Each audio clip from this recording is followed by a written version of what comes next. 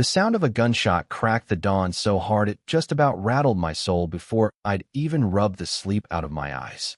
I remember stumbling out onto my porch, boots half-laced, shirt unbuttoned, breath fogging in the chill. There was a dust cloud by the stables, and the kind of panicked, broken wail that tells you this ain't some busted fence or a coyote spooking the herd. This was the sort of wrong that leaves a mark on a man. My ranch, supposed to be my bit of peace, where sunrise means horses pawing the dirt and dogs thumping their tails against old barn wood, had turned to chaos overnight. Dogs barking, ranch hands shouting, lights flickering on, a chorus of trouble swelling louder with every step I took toward that paddock. And there he was, my thoroughbred, my pride, crumpled in the straw with blood spreading like ink on his coat. That horse wasn't just an animal, you know what I mean? He was the kind of companion you measure years by. The one who never judges, never lets you down. They say he was worth over 100 grand, but to me, he was worth every cold morning, every quiet victory. I dropped to my knees, shouting for help. But in my gut I knew it was too late. The wound was too deep, and nothing but time would finish what that bullet started. His cry cut through me deeper than any loss ever could. That image, the pain and the helplessness, burned itself into me. Then I heard her, the one person I least wanted to see. Karen, standing there in her purple windbreaker, arms folded, smug as a fox in the henhouse, and flanked by a pack of camo-wrapped men holding rifles like trophies. She'd let hunters onto my property, she'd led them, and now she was acting like she owned the place. "They're licensed hunters," she said, her voice dripping with fake innocence. "If your horse wandered onto community land, that's on you." Just like that, as if explaining spilled soda at a picnic. Not standing over a dying animal with more value than half the houses in this county. One of those hunters mumbled about mistaking my horse for a deer, and let me tell you, I nearly lost it right. There, a thoroughbred with ribbons in his mane, tacked up, and they call that a deer? Criminal, plain and simple. I gripped the fence and told Karen, voice raw with fury, that I wasn't about to let this slide, not by a long shot.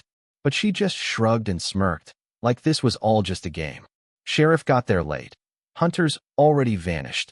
Karen playing the innocent, wringing her hands like she'd just seen a fender bender instead of orchestrating a disaster. She said, "It's a shame, but maybe you should have kept that animal pinned up. If looks could kill, we'd be digging another grave." The sheriff took my statement, but we both knew Karen's got a reputation around here, bending rules, twisting arms, always landing on her feet. But not this time. Not after she crossed this line. The vet's truck rolled in, hands moved fast, but you could feel it in the air. My horse wasn't making it out of this one. I sat with him until the end, hand on his neck, trying to hold back tears in front of the men, while Karen stood there like she was waiting for the next episode of her favorite show. The vet gave me that look. Nothing left to do but ease the pain. I said goodbye, and for a while, the only sounds were the rooster crowing and some of the boys sniffling quietly into their sleeves. Karen didn't care. She muttered about errands and strutted back to her SUV. As she drove away, something inside me snapped. She thought she'd won, thought her HOA bylaws would shield her from any fallout, thought she could kill and run. She had no idea what she'd started. The morning after was heavy, felt like a storm had washed through and left us all picking up pieces. The stall was empty, but the anger lingered, simmering with the men.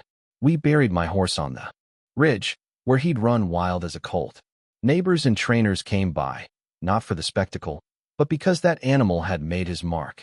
And wouldn't you know it, Karen showed up too, late. Sunglasses on, purple dress flapping, acting like she was at a parade. She made some crack about people losing pets all the time and maybe discussing if livestock belonged so close to residential property. She didn't see what she'd done. Old Joe spat in the dirt and said, "That horse wasn't just a horse. She might as well have burned the flag." He was right. At night, I'd walk the land, swearing to myself that her arrogance wouldn't be forgotten. Karen wasted no time spinning her story, telling the HOA, anyone who'd listen, that the horse had wandered, that the hunters had every right, that it was just a tragic accident caused by my negligence. She even mocked the horse's value in public, laughing it off. But people talk in small towns, and not all of them bought it. I started collecting every document, every HOA notice, every piece of paper she threw at me. The insurance adjuster knew her reputation too. He said, "Her kind always leaves a crack in the wall." And so I got to work, talked to lawyers, tracked down invoices, found proof she'd used HOA funds for wildlife management that was really just cover for her hunting parties. Found neighbors who'd seen trucks, store owners who'd sold her supplies. The real break came during one of her precious HOA Zoom calls. Karen, thinking her mic was off, said, "If that fool thinks he's getting a dime for that horse, he's insane. We had every right to be there. It's not my fault he didn't fence it better." Half the town heard it. I recorded it, tucked it away, and waited. Meanwhile, Karen kept up her nonsense. Fines, noise complaints, claims my dogs barked too loud or my rooster disturbed the peace. I laughed, but I kept every notice. My lawyer called it letting her hang herself. I beefed up the ranch. New fences, cameras, motion sensors, the works. Let her come at me again. My neighbors started to see what was happening. Support trickled in, quietly at first, but steady. Then came the twist, a leaked email about another community hunting weekend. Practically an invitation to repeat the same disaster. This time, a neighbor slipped it to me, tired of her games. With evidence piling up, I set out to catch her in the act. Planted recorders and cameras at her wildlife dinner. Caught hunters bragging about how she'd promised them access. Caught one admitting he'd been paid, and even got Karen herself, off guard, talking about teaching me a lesson. Each recording was another nail in her coffin. I leaked bits of it, first to the news, then to the community. Whispers turned into angry mutters. Support for Karen crumbled, and even her hunters started flipping, worried they'd take the fall. The sheriff came by, this time with a different look. The county prosecutor got involved. Insurance companies smelled blood. Karen had become a liability. The community held a vigil at my horse's grave, candles flickering in the dark, the kind of scene that says more than words. Karen tried one last PR stunt, pamphlets, photo ops, but one of her own hunters broke ranks, went to the news, and told the real story. When the local channel aired their segment, showing her laughing with the hunters, mocking me, that was it. The dam broke. The next HOA meeting was a circus. Karen, desperate, banging her gavel, trying to regain control. But the sheriff walked in and the room froze. I laid out the evidence, played the recordings, and let the truth do the talking. Karen screeched about doctored tapes and betrayal, but her own people turned on her, demanded answers, called for her resignation. The sheriff stepped up, reminded everyone charges were being filed, and walked Karen out as the crowd watched in silence. No cheers, just the heavy realization that her reign was over. The courtroom did what the HOA never could, found her guilty, stripped her of power, and ordered her to pay. The HOA dissolved, its money put to fixing what she broke, and Karen faded from sight, a cautionary tale in purple. Life healed, slow and honest. The ridge became a place of respect. Neighbors stopped by with pies and drawings. And the ranch grew strong again.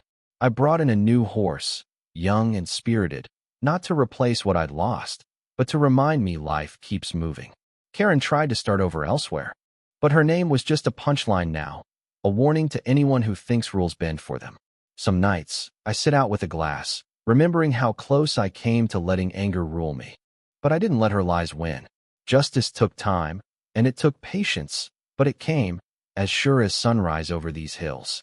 So if you've stuck with me this far, if you know what it's like to stand alone against arrogance, I hope you'll share your story too. Where are you listening from? What time is it where you are? Justice doesn't always come easy, but when it does, it echoes farther than you think. That's how legacies live on, not in silence, but in stories we keep telling, stronger every time.